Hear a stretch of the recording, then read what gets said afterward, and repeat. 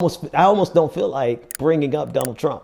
Let's see how long I can go without playing a clip of Donald Trump. Let's go to Fox News, though, just as bad. Here is Chief of Staff Meadows discussing Hunter Biden, and I want to discuss some of the photos that they think is controversial of Joe Biden and Hunter Biden. That's where the rubber hits the road. I don't know what you can pass in the Senate now. I don't know what could be reconciled in the House at this late date. Well, I can tell you that they're not only voting on a smaller package today that should come up, and the Democrats once again are going to say no to a package that Looks like that's been is defeated hundreds already. of billions of dollars. Yeah, Let me just stress one other thing is the president's willing to lean into this, and if we see any amount of fair negotiations from Speaker Pelosi, which we haven't really seen to date, it's actually been Secretary Mnuchin, the president, advancing this negotiation further and further to Nancy Pelosi's side of the ledger. But I can tell you that at $1.9 trillion, which is really where we're at right now, when you look at $1.9 trillion, is Nancy Pelosi really going to tell the American people that I'm not going to send that relief to you just for political reasons? I want to pause for a second because I gave it the wrong introduction. At first I was going to blame my producers, but it was labeled properly. I just read the wrong line. This is Chief of Staff Mark Meadows discussing the COVID relief plan. I'm going to continue playing it because I think it's meaningful for us to talk about, even though I really do want to get to the Hunter Biden story because it really shows the recklessness and the stupidity of what's perceived as negative with Republicans. But this is important, and it's talking about the perspective of the White House in terms of the COVID relief plan. There are a lot of things that are moving underneath this in terms of why we have this holdup. Here's the justification of why there's a holdup on the relief plan from Mark Meadows. Let's continue that. And I don't think our chances get better after election. I do think the next 24 to 48 hours will tell us a whole lot. Am I wrong? It just seems like it's BS. It just seems like each side's given cover to get past the next debate, maybe even past this election, and that's when the rubber will hit the road. Am I wrong about that? I think you're wrong on that, Bill, only from this standpoint. As we started out at $1 trillion, we went to 1.3, we went to 1.5, 1.6. We're now at 1.9 trillion. At some point, Speaker Pelosi has to take yes for an answer. Let's talk about Biden and the emails. How long has the FBI had the laptop? Well, there's reports out there that there was a grand jury. Okay, I want to stop there before they get to the second part of it. The Fox News reporter is absolutely right? It is BS. It is BS, particularly with the special interests that are trying to be stuffed into this package that have themselves become an impediment. But the truth of the matter is that for us to get a dime, you can look at the first bill out. For us to get a dime from these monsters in Washington, D.C., for every dime they give us, they're going to give like $1,000 to Wall Street, to big businesses, right?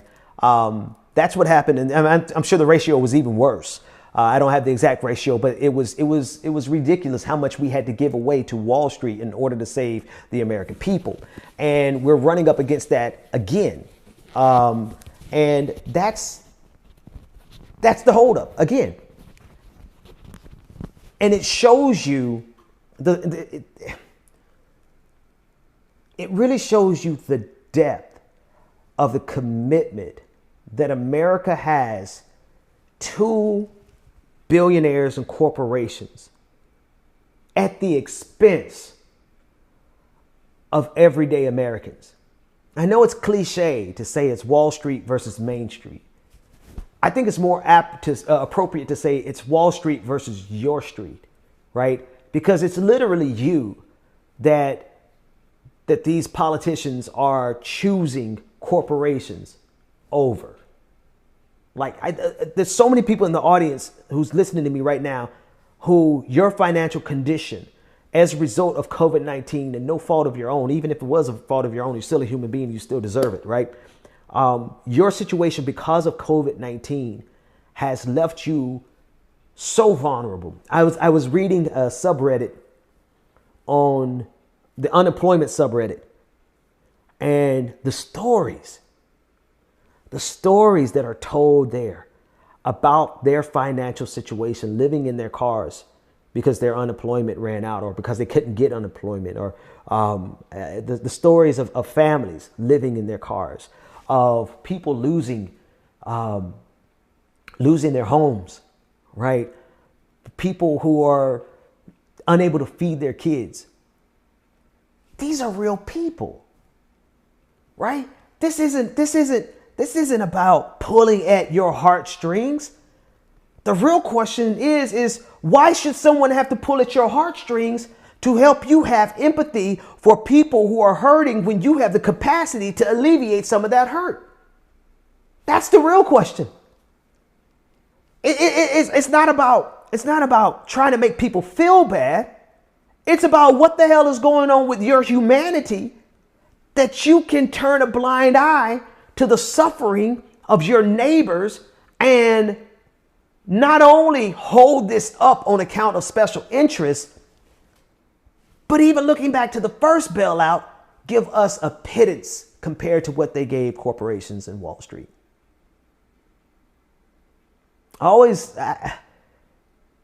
My question is, what part of your humanity did you have to sacrifice in order for you to see the immense amount of suffering that's happening in this country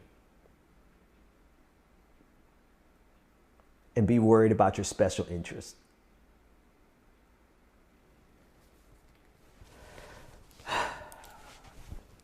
All right. That story in particular, COVID-19 does something to... We're going to have some truth and reconciliation around COVID-19, right? And I use that phrase. I know in context of where that phrase came from, it's really... and how I'm applying it to something different.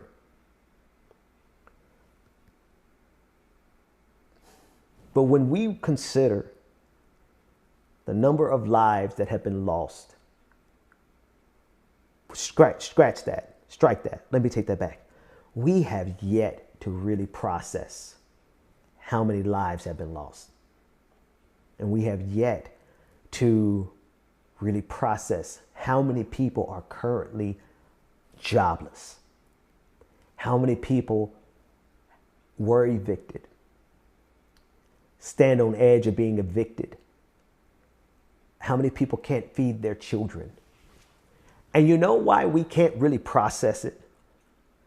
It's because at the same time, we're having to process this petulant man-child in the White House, constantly throwing temper tantrums. When he should be leading this country, he is drawing all of the energy from this country to the point where we sincerely do not have enough bandwidth to process the full trauma of what has happened during COVID-19. So when this is all said and done, we are going to actually have to take a minute as a country to mourn. We're going to have to take a minute in this country to grieve. We're going to have to take a moment to have some reconciliation over the number of people that we abandoned when they were jobless, homeless, and hungry. And instead of being able to push our energy towards helping them, what do? We had to deal with the man-child in the White House and the special interests of people like Mitch McConnell. So, okay, let me go to a story that I actually care about. There was a tweet that was sent out about Joe Biden and his son. And then I have the image of it. I won't put the tweet on your screen. Take a look at this. This is John Cardillo on Twitter saying, "Does this look like an appropriate father and son interaction to you?" My question is, thou dost protest too much? Like, I hug my son and I kiss my son every single day. Both my sons. One of them's too short, so I'm not really thinking about, he's like, you just saw him running through here. He's like tiny, so I have to. But my other son, because I'm so short, my other son is 9 years old and he's almost my height. And I grab him and I kiss him on the cheek and I tell him I love him. I'm just curious.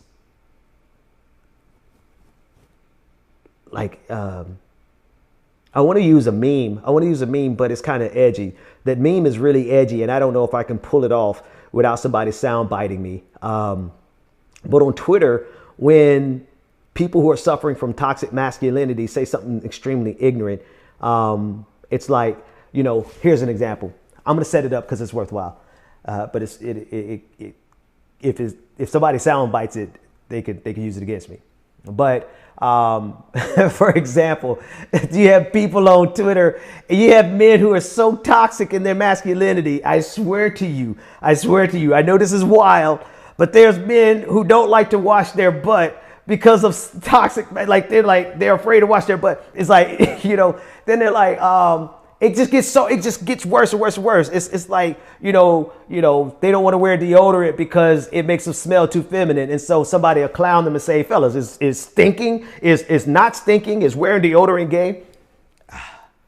And my question to this guy is actually having a healthy, loving relationship with your son and showing them compassion and empathy and love. I'm sorry, is that gay, fellas? Is that where we are with our toxic masculinity, that you can't hug your son and kiss your, or more precisely, are you so twisted in your hyper partisanship that you can't look at this picture because it is your political rival and you just got to find something to attack them on? You look at this picture and you honestly think that there's something sexually deviant about this image. Like, what's going on in these people's minds? Because to me, this looks like a father who dearly loves his son. And I'm sorry, is that Hunter or is that Bo? Somebody help me out real quick. Is that Hunter or Bo? Because for some reason now I'm looking at it again and I'm thinking that's Bo. I don't want to mess that up. I'm going to look in the audience. Somebody in the audience tell me, is that Hunter or Bo? That's Hunter. Okay. They look so much alike. It's wild.